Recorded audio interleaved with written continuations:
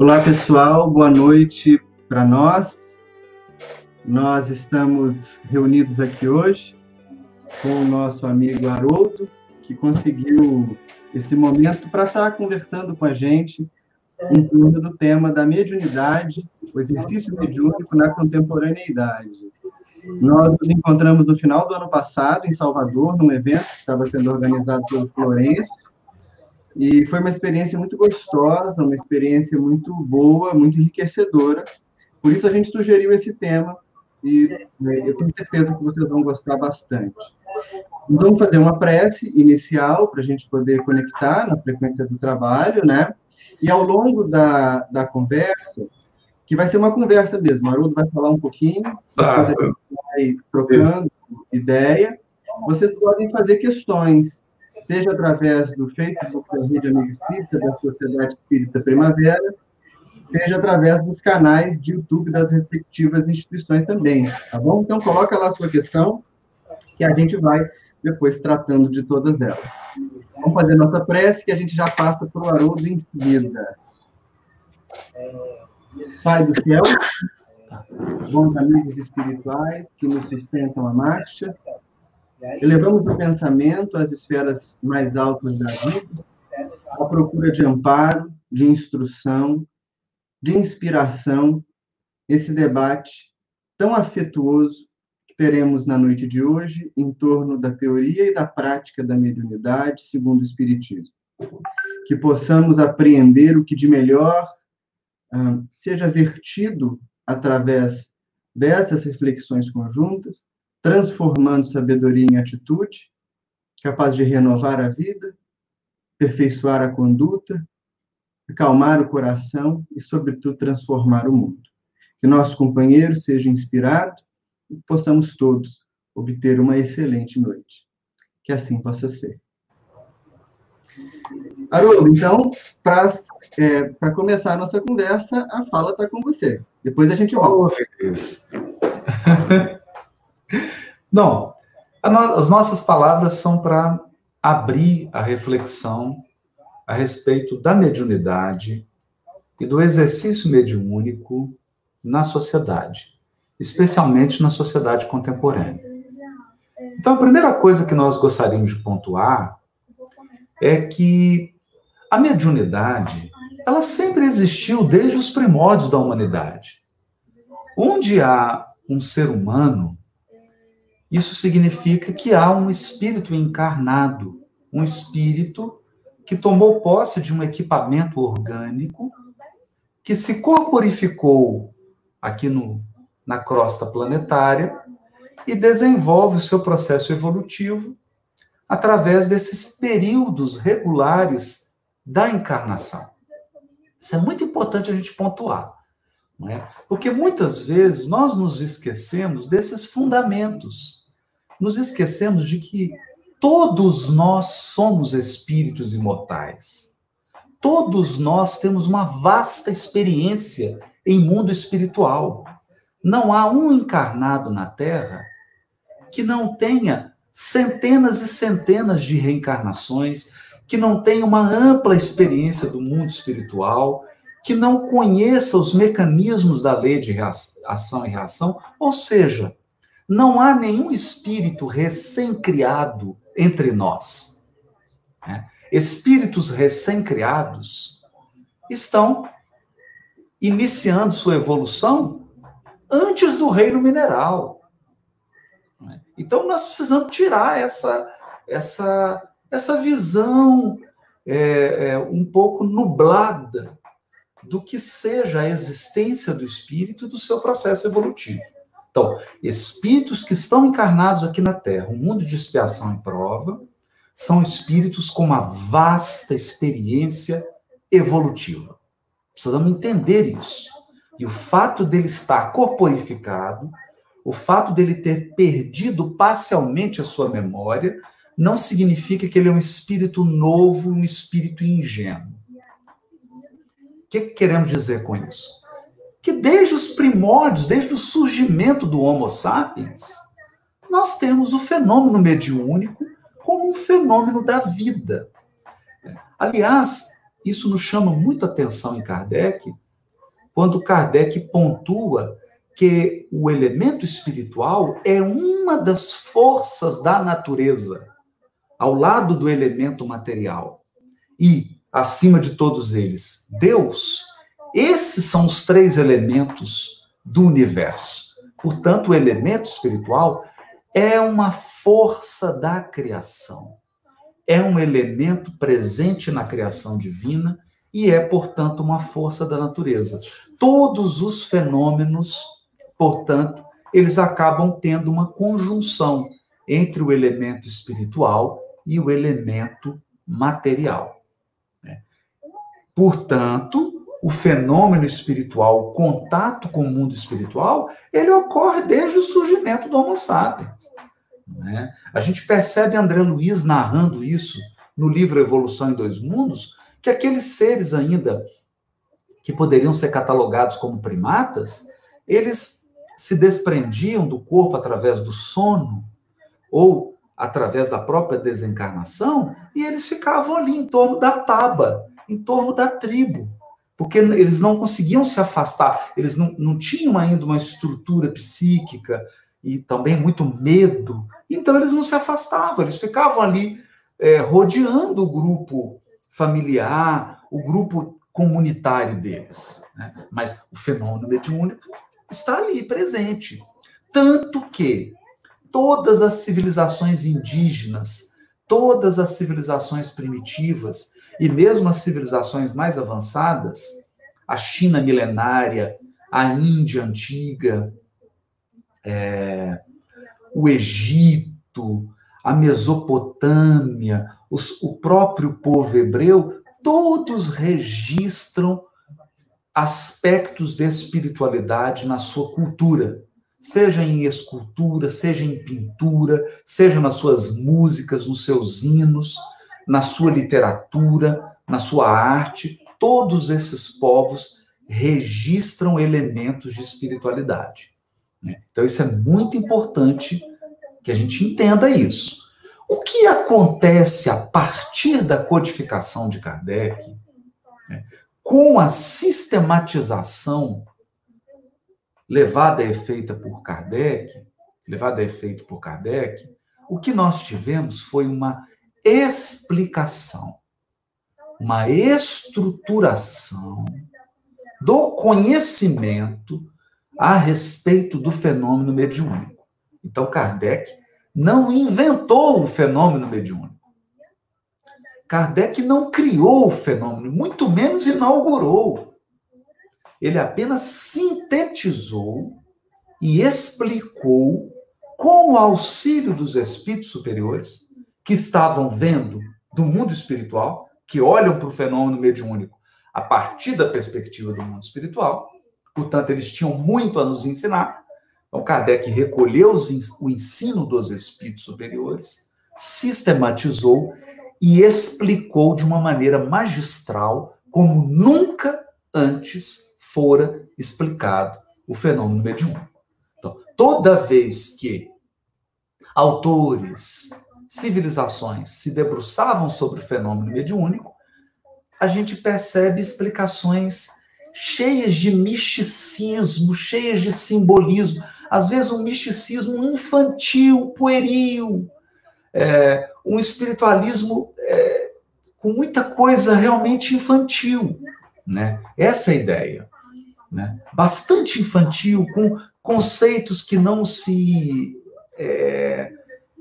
harmonizam.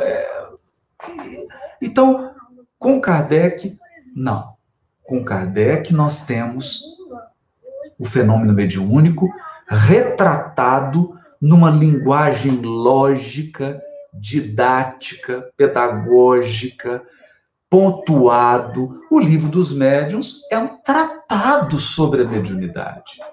É um tratado. Kardec afasta toda a puerilidade, toda a infantilidade no trato com a mediunidade. E ele dá um tratamento que é um tratamento maduro, claro, objetivo, sem simbologia, linguagem direta.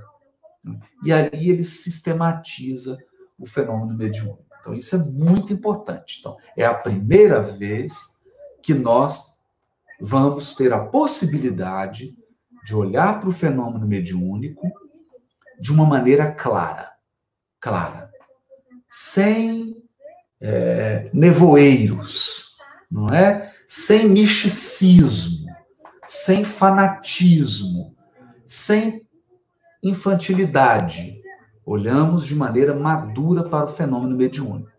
A partir daí, a partir dessa explicação magistral, a partir dessa fundamentação extraordinária dada por Kardec, aí a gente se pergunta, e agora? O que fazer da mediunidade? Como deve ser o exercício da mediunidade na sociedade? Como deve ser o médium?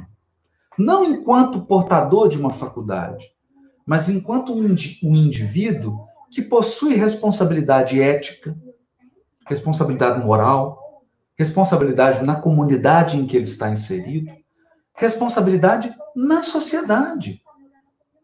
Não é? Então, essa passa a ser a grande questão. Porque agora que o fenômeno está explicado de maneira clara, eu sei que ele é um fenômeno natural. A mediunidade é um fenômeno natural da vida. Ou seja, a mediunidade não é uma propriedade do espiritismo.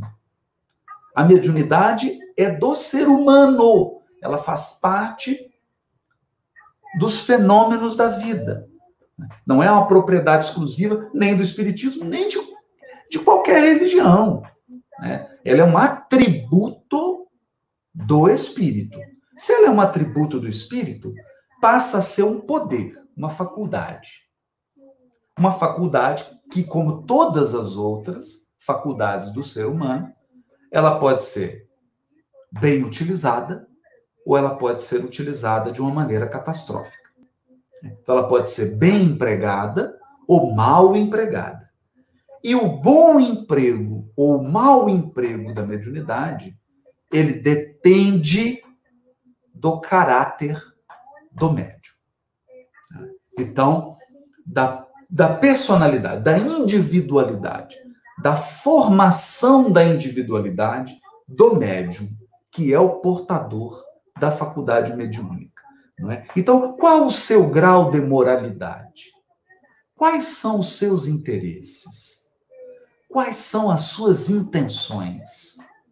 Considerando que a mediunidade é um instrumento, ela é um veículo para ligar o mundo espiritual ao mundo corporal, considerando que não há diferença entre o espírito encarnado e o espírito desencarnado, a não ser pelo corpo. O encarnado provisoriamente tem um corpo físico, essa é a diferença, mas ambos são espíritos dotados das mesmas faculdades, das mesmas características, dos mesmos potenciais divinos. Então, a mediunidade é uma ponte. Ela é uma ponte. Ela apenas explicita a existência do mundo espiritual. A mediunidade, ela canaliza a comunicação. Então, o princípio que está por trás, e o Kardec expressa isso, é o da comunicabilidade dos espíritos com os encarnados. Comunicabilidade. Então, a mediunidade tem esse sentido de instrumento, de veículo de comunicação. Bom, agora fica evidente que nós precisamos pensar. Eu posso me comunicar bem e posso me comunicar mal.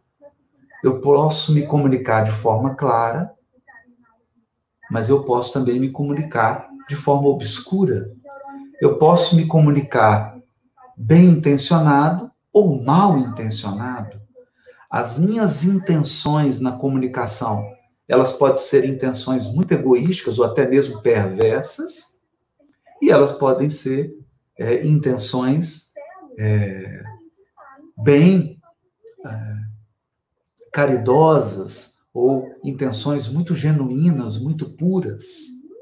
Aí, a moralidade, quer dizer, a maneira como o médium se posiciona perante a vida, como ele se comporta, como ele compreende a vida, como ele age, não é? Isso é fundamental para que a gente tenha um resultado na comunicação, no fenômeno mediúnico, né? Na qualidade do fenômeno mediúnico, né? Então, a qualidade moral do médium, ela implica quem será o outro elemento da comunicação. Então, é isso que é importante, né? Eu posso ter uma televisão, um aparelho muito bom, e posso sintonizar um programa horrível. Não é? Porque, na verdade, a televisão, o que ela faz? Ela coloca em contato o telespectador com um programa que foi produzido, né? Então, é isso que a mediunidade faz. Se eu tenho um médium cuja sintonia, cujo padrão moral é bastante inferior, a sua faculdade mediúnica o colocará em comunicação, em contato com espíritos afins ao médium. Então, ele vai sintonizar, ele vai entrar em contato com espíritos que são muito parecidos com ele, que têm os interesses que ele tem. E aí nós imaginamos, se for um médium mal intencionado, se for um médium mau caráter, se for um médium que quer enganar, que quer ludibriar, que quer levar vantagem, que tipo de entidade vai se comunicar com esse médium? Aquelas que estão sintonizadas com ele, né? Isso é natural. A mediunidade não pode ser culpada por isso, né? A faculdade mediúnica não pode ser julgada ou condenada pelo uso que os seres humanos fazem dela. Então, esse é um ponto que a gente precisa refletir. É por isso que a doutrina espírita, além de esclarecer, de explicar de forma clara e objetiva a mediunidade, a doutrina espírita oferece um padrão moral para o exercício da mediunidade. Então, olha isso. Ela explica o fenômeno de forma clara. Então, qualquer pessoa que lê de ponta a ponta o livro dos médiuns, ela tem uma noção bem clara do que é mediunidade. Não tem como. Não tem como. Né? Que dirá, então, a pessoa que faz uma leitura da codificação. A pessoa que leu os 5 livros básicos da codificação, ele tem uma ideia muito precisa, muito clara do que é a espiritualidade, do que é o fenômeno mediúnico e do que é a comunicabilidade dos espíritos. Não fica dúvida. Aí surge a outra questão, que é: qual o padrão moral para o exercício da mediunidade? E a doutrina espírita também fornece. Ela fornece um padrão moral, um padrão ético para o exercício da mediunidade. E é isso que distingue o exercício da mediunidade na doutrina espírita do exercício da mediunidade em todos os outros setores da humanidade. Em todas as outras religiões, em todas as outras culturas, em todas as outras comunidades. Esse é o diferencial. Não é? Se o médium espírita está seguindo ou não esse padrão, aí é outra questão. Aí é outra questão. Outra questão. Não nos cabe aqui examinar, porque nós não estamos aqui para censurar a vida alheia, nós não estamos aqui para julgar ninguém. Não é? Então, mas nós estamos dizendo que existe um padrão moral. E quando nós falamos desse padrão moral para o exercício da mediunidade na doutrina espírita, esse padrão é o padrão do Evangelho de Jesus. Esse é o padrão. Então, é por isso que a mediunidade exercita, ou melhor, mediunidade não, o exercício da mediunidade nas fileiras espíritas, ela está fortemente ligada aos valores morais do Evangelho. Valores morais que estão muito bem explicados em cada um dos capítulos do livro O Evangelho segundo o Espiritismo, que é uma das obras da codificação kardeciana. Então, está lá explicado. Também não há dúvida. Kardec separou cada capítulo para explicar passo a passo esse padrão moral. Está lá explicado. Né? Inclusive, tem um capítulo lá muito especial, que é o Sede Perfeitos. Tem lá o item 3, que é o homem de bem, o ser humano de bem, que aí ele resume, faz uma síntese dos valores ético-morais do verdadeiro ser humano de bem e, portanto, do padrão do exercício da mediunidade, segundo os critérios da doutrina espírita. Então, isso é importante. Isso é importante a gente ter isso em mente. Né? Então, eu posso ter médiuns exuberantes, e de fato tem. Eu tenho médiuns exuberantes em todas as religiões do mundo, gente. Nós não podemos ter ilusão quanto a isso.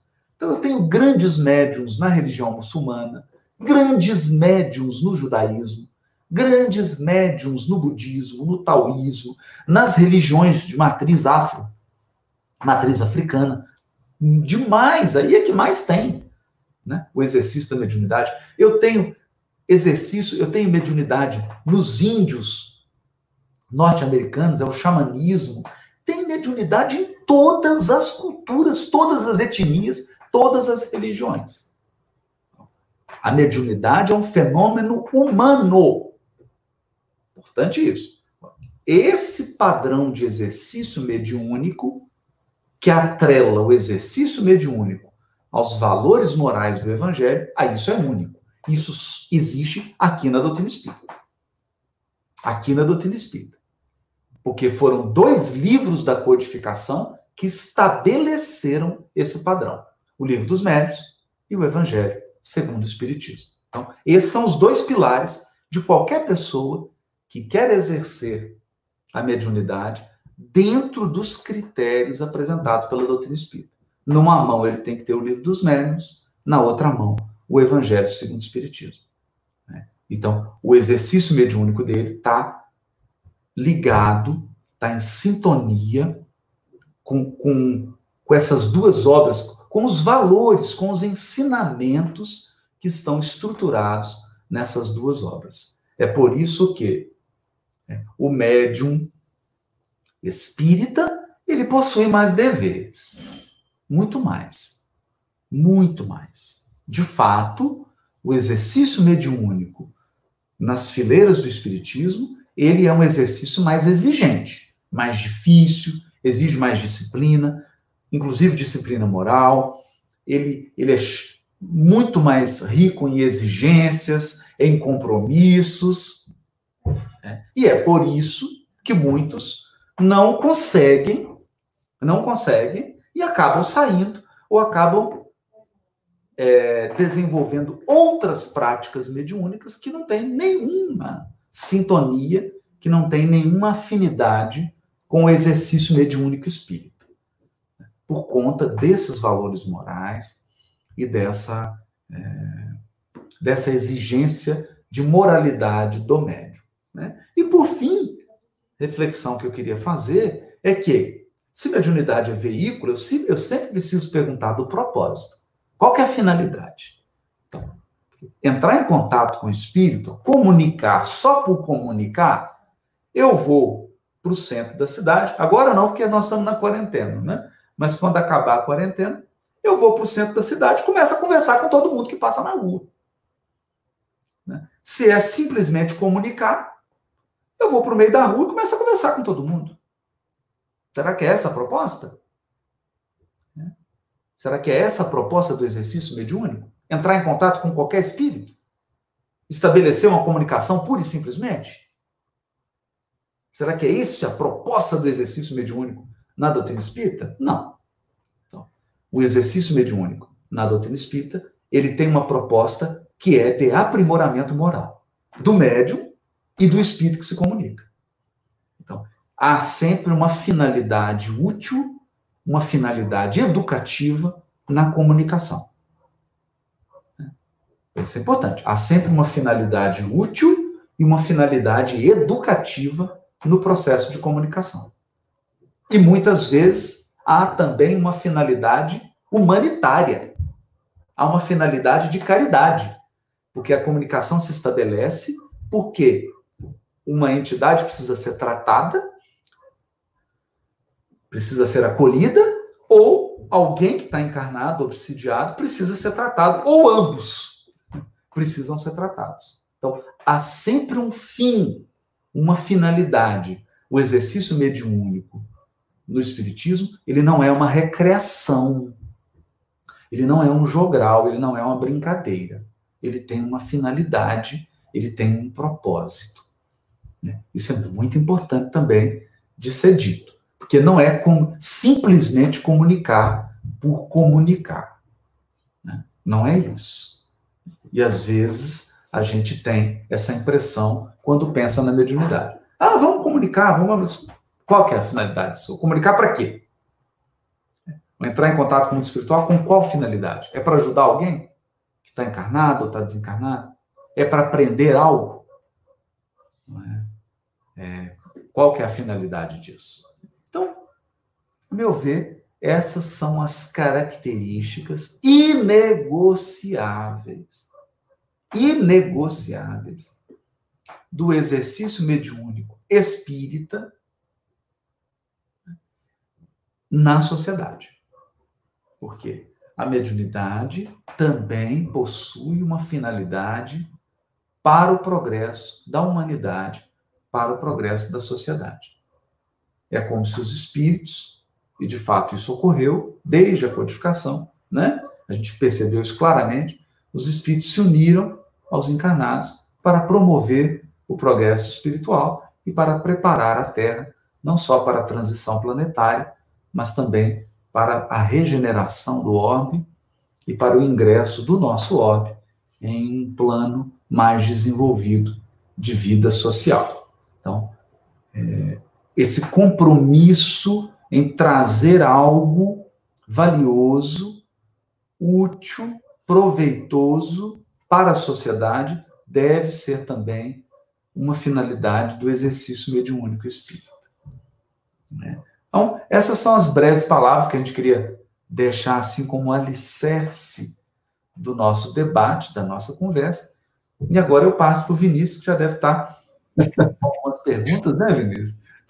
Sim, meu amigo. Olha, tem algumas questões que a gente já vinha discutindo internamente na Sociedade Espírita Primavera, e eu vou pensando também aqui no chat, porque acaba que nós temos muitas questões, mas nós vamos privilegiar aquelas que tratem do tema, né? Que tratem de mediunidade, eu vou evitar de sair muito. Exato. Uma delas, eu acho que você foi muito feliz em abordar ao longo da sua fala, porque eu não sei se você tem essa impressão, mas algumas pessoas, elas, quando buscam a casa espírita para estudar mediunidade, elas têm o desejo de ler alguma coisa mais nova que Kardec, alguma coisa de pensamento, né?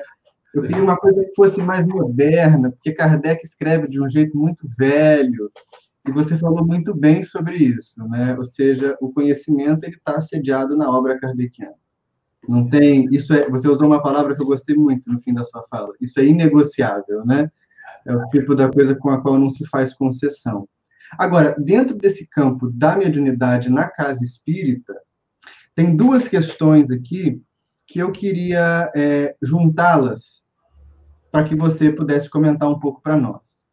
A primeira é a seguinte: a gente que viaja, encontra gente por aqui e por ali, sempre esbarra com uma questão que é a seguinte: médiuns que tiveram trabalhos ou que se ligaram a grupos mediúnicos sofrem frustrações, depois dizem assim: eu sou médium, mas eu não quero trabalhar mais em grupo mediúnico. Eu vou fazer uma carreira solo, eu vou trabalhar sozinho, eu vou cuidar da mediunidade sozinho, atendendo a quem me procura, eu não quero mais essas burocracias de casa espírita. Essa é a primeira questão, assim, qual que é a importância, na sua opinião, para o médium estar vinculado a um grupo? Agora, tem essa questão do desligamento da mediunidade na casa espírita por parte também das instituições. Isso. Tem grupos que dizem assim, olha, nós não vamos mais fazer reunião mediúnica, não precisa mais de reunião mediúnica, a gente tem que estudar espiritismo, já passou o tempo dos fenômenos, não é mais importante. Me parece que é o mesmo problema, sob o ponto de vista do sujeito e da instituição. Qual que é a sua opinião sobre isso? Penícia, a primeira coisa é muito importante para um médium ter uma equipe mediúnica e ter a proteção de um grupo, porque durante o transe mediúnico, o médium está vulnerável. Uhum. Esse é um ponto que nós não podemos ser ingênuos. Durante o transe mediúnico, o médium está vulnerável. Então, ele está vulnerável ao assédio de espíritos obsessores, ele está vulnerável ao assédio de espíritos enganadores, pseudo-sábios, ele está vulnerável ao assédio de inimigos espirituais dele, do médium.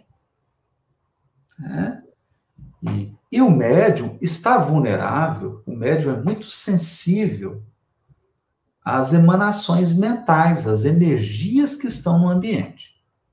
Então, é muito importante para o médium contar com um bom dirigente. Um bom dirigente. Quando eu digo um bom dirigente, é um dirigente que tem conhecimento das bases kardecianas, da obra subsidiária séria, que tem um padrão de conduta moral e que é sério e que está ali por um trabalho de caridade. Está ali exercendo sua atividade de maneira desprendida. Desprendida. É importante ter esse dirigente. É muito importante ter um bom dialogador, que vai atender aos espíritos que se comunicam, que vai confortar, esclarecer, consolar, com energia, mas com muito amor. E é importantíssimo contar com os médiuns que dão suporte. São os chamados médiuns de sustentação. Por quê? Porque eles mantêm um padrão vibratório adequado. Então, se nós pudéssemos usar uma metáfora, eu acho que é uma metáfora muito adequada, o exercício da mediunidade ele pode ser comparado a uma cirurgia. Eu preciso de uma sala cirúrgica. Então, eu preciso de um ambiente adequado, preparado, e eu preciso de uma equipe de sustentação e de suporte. Para quê? Para que o médium possa efetuar ali a operação mediúnica sem riscos de infecção, sem risco de perigo. Isso não é para pôr medo em ninguém, né? E eu não estou aqui dizendo como é que tem que ser, quantas pessoas tem que ser, onde, eu não estou, isso, mas precisa ter uma equipe. Precisa ter uma equipe. E precisa ter esses elementos de higienização espiritual do ambiente. A prece, a leitura, o pensamento adequado, a preparação dos participantes, com relação ao que ele bebe, ao que ele come, ao que ele falou, a como ele se comporta. Isso é sério. Porque ninguém entra numa sala cirúrgica, né? Ninguém vai ali, entra num curral, tira leite de vaca, depois entra numa sala de cirurgia. Mas não se faz isso. Então, esse é um ponto. Uhum. Não tem jeito. Não tem como fazer cirurgia você sozinho, sem equipe, sem preparação, sem esterilização. Não tem jeito. Não tem jeito. Aí algumas pessoas dizem, garoto, mas o Chico recebia... Gente, a equipe espiritual que estava por trás do Chico devia ser mais de 50. A equipe espiritual que rodeava aquele médium extraordinário é um negócio inimaginável. Nós não temos ideia, nós não temos noção. E mesmo assim, durante a vivência do Chico em Pedro Leopoldo, ele participou do Luiz Gonzaga, o irmão dele, o André Luiz, era o dirigente mediúnico. Depois da desencarnação do André Luiz, durante 10 anos, o Chico exerceu atividade mediúnica no grupo Meimei, sob a direção de Arnaldo Rocha, com vários outros médiuns. Depois que ele se dirigiu para Uberaba, ele participou do Comunhão Espírita. E ao sair do Comunhão Espírita e fundar o grupo Espírita da Prece, ele tinha uma equipe mediúnica ali. Aquelas pessoas estavam segurando papel para ele. Não é só segurando papel, gente. Não vamos ser bobo. A pessoa não estava só segurando papel. Né? Aquela mesa, as pessoas que ele colocava na mesa, não vamos ser ingênuos. Né? Ele tinha a equipe mediúnica dele. Sempre teve. Com relação à casa espírita, nós temos que tomar um cuidado, porque não existe espiritismo sem mediunidade. Né? E esse papo de que acabou a era do fenômeno, isso não está em nenhuma obra. Não tem nenhum lugar da codificação que Kardec falou que o fenômeno mediúnico ia acabar. Isso não está em lugar nenhum. Né? Ao contrário, se você abrir o livro Missionários da Luz, no capítulo 10, o benfeitor Alexandre vai dizer que até a materialização era para ser um fenômeno corriqueiro. Só não é por conta do despreparo dos encarnados. Então não é por causa deles. É por causa do despreparo. Porque a pessoa pensa que materialização é só um teatro para entretenimento. Não. Eu posso ter materialização para tratamento de obsessão, para uma série de coisas.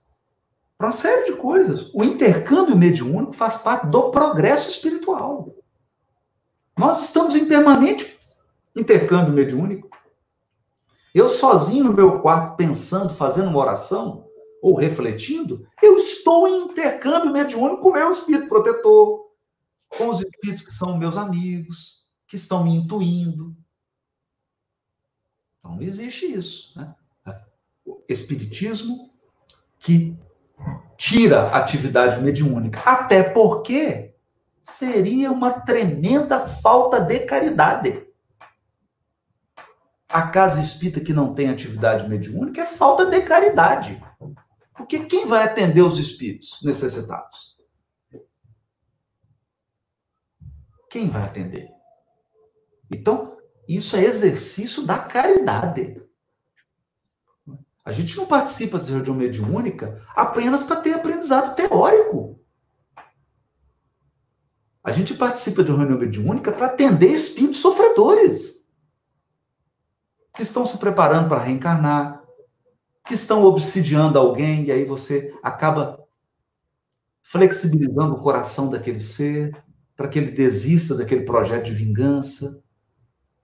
A gente participa para esclarecer, porque às vezes ele desencarnou, não tem nenhuma noção de espiritualidade, e aí você dá o esclarecimento. Então tem várias frentes de atendimento. Que egoísmo é esse? Eu não vou para a reunião mediúnica só para receber. Não, eu vou para lá. Para ajudar, para esclarecer os espíritos também, mas por que não? Né? Muito bom, muito interessante a análise. E eu acho que as pessoas não percebem, às vezes, que o bom médium, aquele médium que produz com qualidade, ele não está sozinho, né? Tanto as quedas desse médium são partilhadas com o grupo que está à volta dele, como também as conquistas, os sucessos, a virtude que ele consegue captar e transmitir para nós. Isso é fantástico. Exatamente. Enquanto você falava, já estava aqui na lista das questões, eu fui olhando no chat, algumas outras que tocam numa questão delicada, que é a seguinte. Bem, partindo do princípio que nós adotamos as obras de Kardec como referência, né? E é claro que a gente também não age aqui com uma ingenuidade de pensar Kardec de maneira radical, num sentido, Isso é importante. né, assim, feroz. há uma série de contribuições que vêm completar, não sei se é a palavra, mas ajudam a compreender melhor o pensamento kardeciano, com Leon Denis, com as obras de André Luiz, enfim. Mas o que as pessoas questionam é o seguinte: bem, num tempo onde é tão fácil, ou relativamente fácil, que alguém se apresente como médium, que traga mensagens, costuma aparecer, às vezes em grupos sérios, em reuniões sérias, médiums que são instrumentos de mensagens completamente deslocadas de lugar, né? Mensagens que inserem misticismos, ou que incorrem, às vezes, em previsões fantásticas, ou em datações perigosas, ou que sugerem comportamentos que o pensamento espírita já abriu mão deles. Na sua opinião, como é que você vê esse processo de lidar e de avaliar a mensagem que os médiums recebem? É um processo complexo, né? Isso é um, não, eu acho que esse tema, olha, eu acho que esse tema, Vinícius, a gente torna ele complexo. Uhum. Porque, na verdade, ele é simples. Não é fácil, mas é simples. Uhum. Por quê? O Kardec codificou a doutrina espírita avaliando centenas de milhares de comunicações mediúnicas. Centenas de milhares. Centenas de milhares. Prova disso é que ele mesmo dá exemplos no livro dos Médiuns, ele dá exemplos no livro O Céu e o Inferno de comunicações de espíritos embusteiros, de espíritos enganadores. Né? Tem até um caso clássico, que é um espírito que toma um nome famoso lá, né? E ele fala, não é esse espírito. Não é. E aí o espírito confessa, não, realmente não era. Ele falou, então por que você falou que era? Por que você tentou me enganar? E aí o espírito diz para ele aquela pérola. Porque eu não imaginei que a minha mensagem fosse passar por esse crivo. Então, olha que importante isso. Né? E isso o Kardec estava codificando a doutrina. Ele era um pioneiro. Né? Nós não precisamos mais ser pioneiros. Está lá a codificação. Nós já temos um alicerce. Não é para que a gente se relacione com a codificação de uma maneira fundamentalista. Mas qual que é o princípio da fé espírita? É o princípio da fé raciocinada. Então, espírita que não raciocina ainda não adquiriu a fé espírita.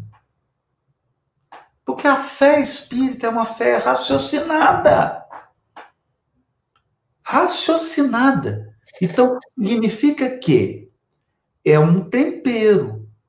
Eu tenho 10, 15% de confiança e 85% de bom senso, de lógica, de razão, de critério, de exigência. Essa é a proporção. Agora, o que a gente costuma ver? A gente costuma ver 85, 90, 95% de confiança e 5% de razão de análise. Né?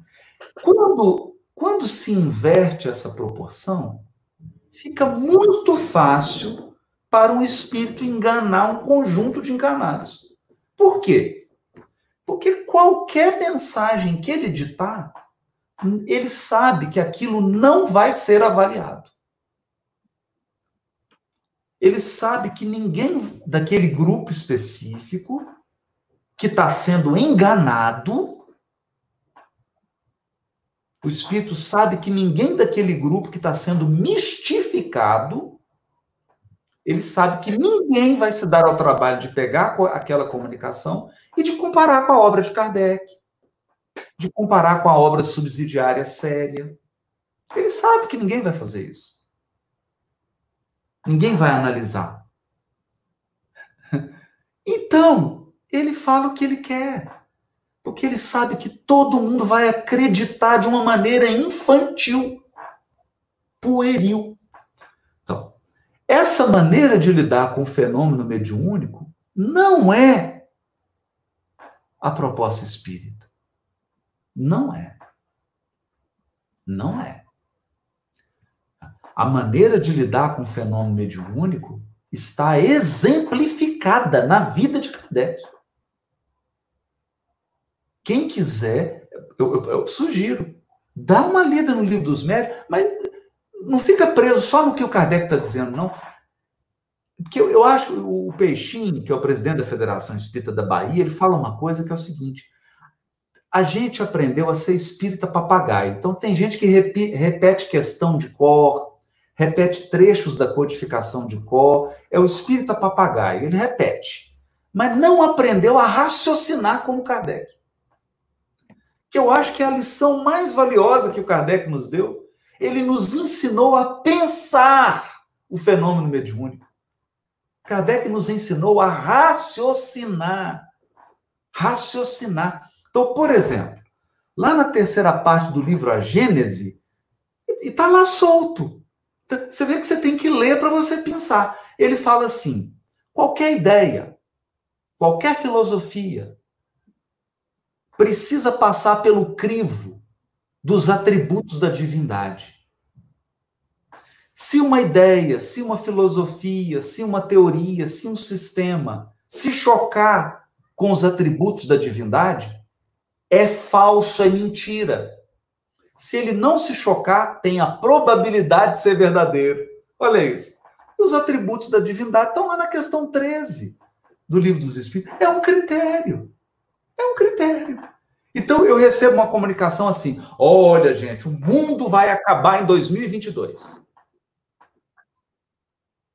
Isso fere vários atributos da divindade que estão lá na questão 13. Fere o atributo da inteligência suprema de Deus, fere o atributo da soberana bondade, fere o atributo da soberana justiça, fere o atributo da onipotência, fere o atributo da onisciência, fere vários atributos.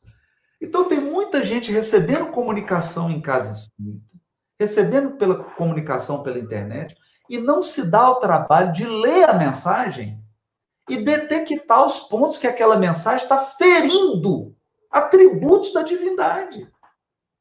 Ou seja, ela não passa nem na primeira rodada de avaliação. Eu falo que é uma prova em várias, tem a primeira etapa, a segunda e terceira. Ela não passa nem na primeira etapa. Na primeira etapa, a mensagem já tomou bomba. Aí você começa na segunda etapa. Os princípios que estão no Livro dos Espíritos e numa mensagem que é contrária ao que está lá no Livro dos Espíritos. Tchau! Tchau! Né? O problema, qual que é o problema? Então, por que é difícil? Porque é fácil. Passar pelo crivo é fácil. É só a pessoa raciocinar, é só ela aprender a ter fé raciocinada. O que é difícil? É difícil porque o médium é amigo. Exatamente o ponto. É difícil porque o médium é meu primo, é minha mãe, é meu pai. O médium é famoso. É famoso. E isso é que é difícil. Exatamente. Porque aí a pessoa não tem coragem de passar a mensagem pelo crivo. E é por isso que Kardec não identificava, quando ele foi fazer a codificação, ele não identificou médium nas mensagens. Por quê? Para não correr esse risco. Ah, mas essa aqui é daquela menina, filha do Bodin, ela é tão boazinha. Ou, gente, é uma jovenzinha tão bonitinha, é tão boazinha, uma menina tão pura, não preciso nem avaliar a mensagem dela. Ele nunca fez isso. Ele nunca fez isso. Ele nunca baixou a guarda. Quem quer que fosse o médium e quem quer que fosse o espírito. Ele nunca baixou a guarda. Nunca baixou a guarda. Então, o que eu digo? Nós precisamos aprender, gente, fé raciocinada. A fé espírita é fé raciocinada. Então, precisamos aprender a raciocinar com Kardec. Raciocinar. Isso é muito importante, porque eu acho que o ponto é esse mesmo, é o ponto da relação pessoal que se estabelece com o médium, que acaba afastando de uma análise simples, que me parece que é uma análise que gira em torno de duas coerências. Né? A mensagem precisa ter uma coerência externa, se ela trata de um tema científico, se ela trata de um tema que é de conhecimento geral, aquilo tem que estar coerente, e uma coerência interna com os princípios fundamentais do Espiritismo. Isso. Porque esse é o ponto. E é claro que, quando se trata de cultura humana, o processo é muito demorado, o processo é lento, mas me parece que, às vezes, a gente transfere a figura de mediador nossa com Deus, nossa com os espíritos, já não mais para o sacerdote, a gente não tem sacerdote em espiritismo, transfere para o médium, como se ele tivesse a chave. Isso não tem como dar certo. Né? Exatamente. Não tem como dar certo. Outra coisa que as pessoas estão perguntando, e as perguntas vêm pipocando aqui, nós estamos em isolamento, ou pelo menos deveríamos estar, né? Porque nós estamos nos cuidando diante dessa realidade invisível, mas perigosa, que é a doença.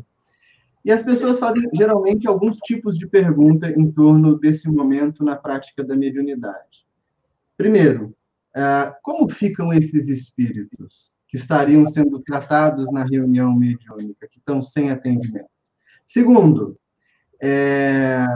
como ficam esses médiums que supostamente teriam que se desvencilhar dessa energia mediúnica porque vão adoecer, ou vão fazer isso, ou vão fazer aquilo? E terceiro, como ficariam as reuniões depois que a gente voltasse da pandemia? Algumas pessoas dizem, esse pode ser o chamado para as reuniões familiares que existiam antigamente, ou nunca mais nós vamos voltar ao mesmo modelo. Como que você vê essa questão da pandemia atravessando a prática mediúnica? Nas perguntas que eu te fiz, tem várias fantasias, me parece. Né? Tira essas fantasias para nós, comenta para a gente um pouquinho.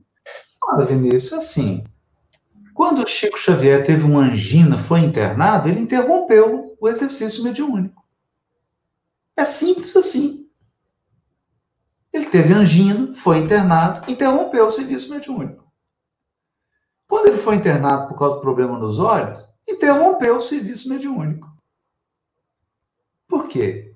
Porque uma questão mais prioritária se sobrepôs ao exercício da mediunidade. Então, seria muita ingenuidade da nossa parte acreditar que os espíritos não estão sendo atendidos porque os médiuns encarnados estão impossibilitados de participar de reunião mediúnica. Porque o atendimento, basta uma pessoa pegar lá o livro Missionários da Luz e ler lá a reencarnação de Segismundo.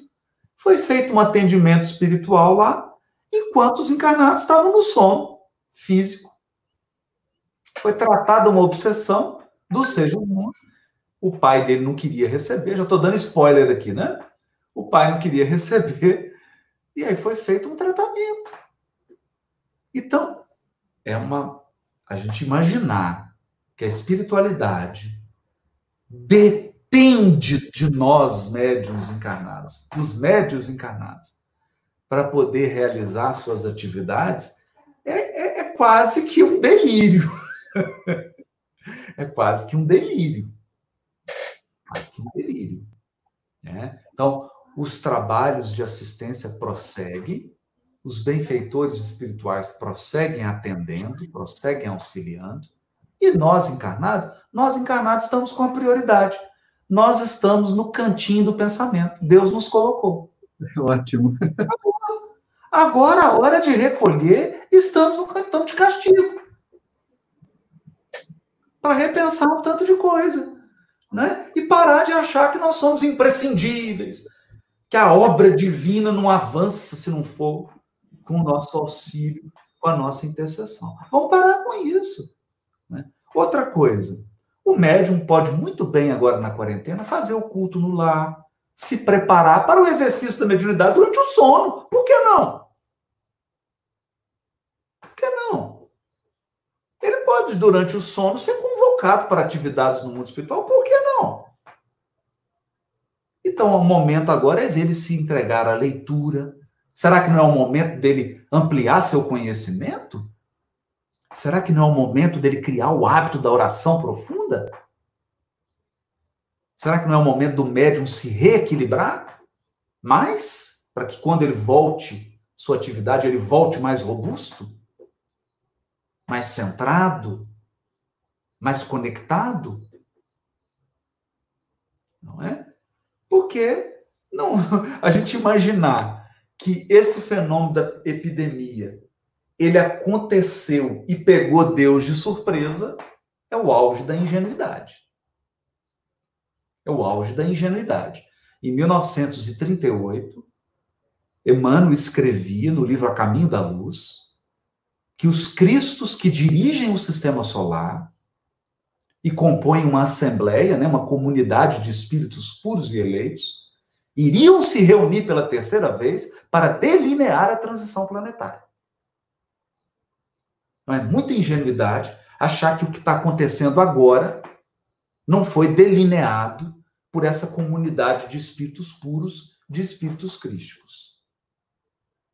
Então, acho que o momento agora é da gente entender que nós não estamos dirigindo esse veículo. Nós somos passageiros. Quem está dirigindo é o mestre. Ele que está na condução do veículo. Meu limite de tempo, meu querido, que eu tenho uma outra. Agora 9 horas, né? Não, então tá ótimo, amigo. Olha, haveriam mais perguntas, você sabe, mas eu acho que a sua opinião, né, nesse momento, é uma opinião que tem muito peso. As pessoas olham para você como uma referência, e é muito bom ver pessoas que são referência refletindo com maturidade em torno de mediunidade, em torno desses princípios fundamentais do Espiritismo. De nossa parte, então, a gente agradece o carinho de você ter estado comigo. Obrigado. Esperamos que pós-pandemia a gente tenha outros momentos, né, para a gente se encontrar, talvez você aqui em Juiz de Fora novamente. Hoje, se Deus quiser. Enfim, nós temos muitos caminhos, amigo. Obrigado. Se você quiser fazer suas considerações finais, em seguida eu faço a prece e a gente encerra. Eu queria só dizer, Vinícius, que eu aprendi uma coisa na faculdade uma vez com um grande professor de Direito, e ele me disse assim, quanto mais tempo você tiver de profissão, mais se recorde do básico. E isso ficou para mim. E hoje, depois de 35 anos de movimento espírita, eu vejo a verdade disso. E cada dia eu me volto mais para os elementos básicos da codificação e da obra subsidiária séria. Eu vou vendo quanto que é importante. Quanto mais experiente o indivíduo, mais ele faz o básico. Quanto mais experiente o espiritismo, mais ele está lendo questão 1 do Livro dos Espíritos. Ele está lendo ali o básico. Exatamente. Meu querido, obrigado. Beijo grande a todos. Vou tirar sua telinha aqui, a gente faz a prece. Obrigado. Até breve, meu amigo. Bom trabalho. Obrigado. Bem, meus amigos, nós tivemos aqui com o Haroldo, né? Foi um momento bem bacana. Convidamos vocês a conhecerem o canal de estudos da Rede Amigo Espírita no YouTube, da Sociedade Espírita Primavera, para que a gente possa ir sempre tendo circunstâncias de aprofundar o conhecimento em torno do Espiritismo. Façamos a nossa prece e que ficamos todos em paz.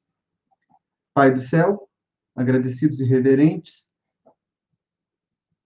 encerramos essa noite de conversa tão fraterna e tão querida. Que as reflexões conquistadas nesse momento sejam úteis a todos aqueles que se dedicam honestamente ao estudo e à prática da mediunidade espírita. Que o Senhor continue nos amparando, nos abençoando, nos instruindo. É o que solicitamos na noite de hoje. Que assim possa ser. Pessoal, Uma noite boa para vocês. Até breve.